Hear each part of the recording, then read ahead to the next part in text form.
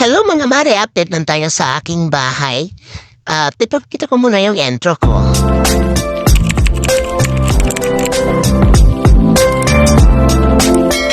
So yun na mga mare, naghahanap namin maglinis ni mama kasi marami kami lilipitin at ayusin ang mga gamit at mga ililipat na mga hindi na ginagamit.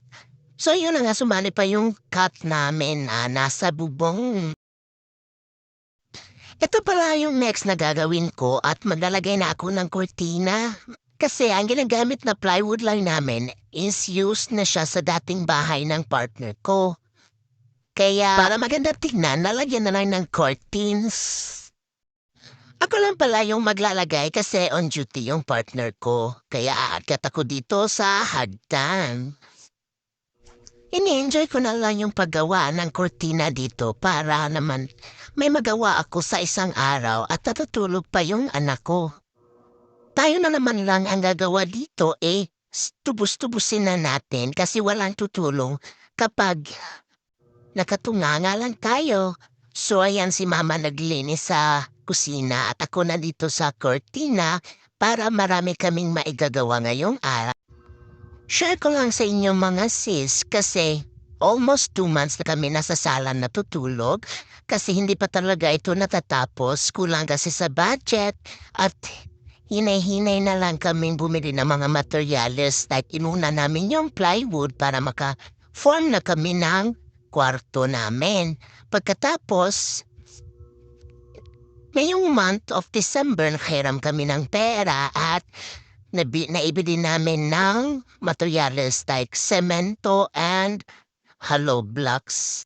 Grabe, ang mahal na talaga ng mga bilihin ngayon, mga mare.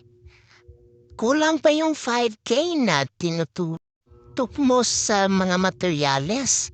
Kaya kulang na kulang talaga. Wala pa talaga kaming maibili sa kusina namin at sa kwarto lang talaga yung inuna talaga.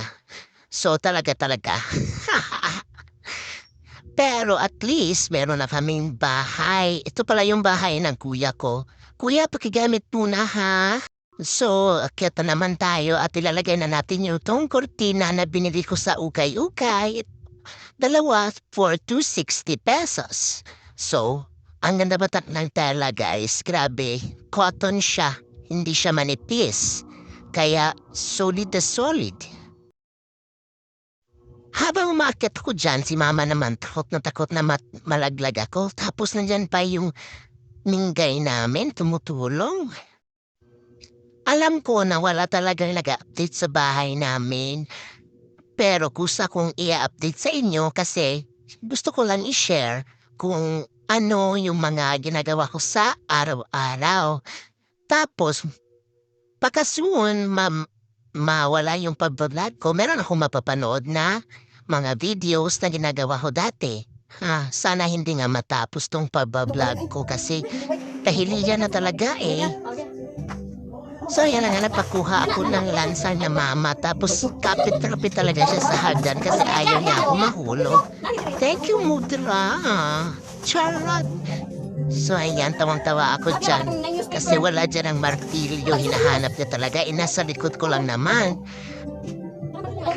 So ayun na nga, kaya matagal siya nagawa kasi ang papa ko is busy araw-araw, meron siyang work sa ibang bahay. Tapos kapag day off niya, yung araw na yun ang ginagawa niya. So hinay-hinay na lang talaga. Wala pa kasi akong pagsahod sa papa ko. So ayan, tiisin muna namin dito sa sala kahit maraming lamuhak. So malapit na tayo matapos sa side na ito at ito na yung finished product. So ang ganda niya. So kinuha na namin yung mga plywood na hindi gagamitin at ito pala yung sako na mga tinitinda ko at hindi pa nasa-sold out. So todo na to. Katapos nagwawalis na kami dito at kinukuha na namin yung mga kagamitan na hindi na ginagamit and magmamap na ako next nito.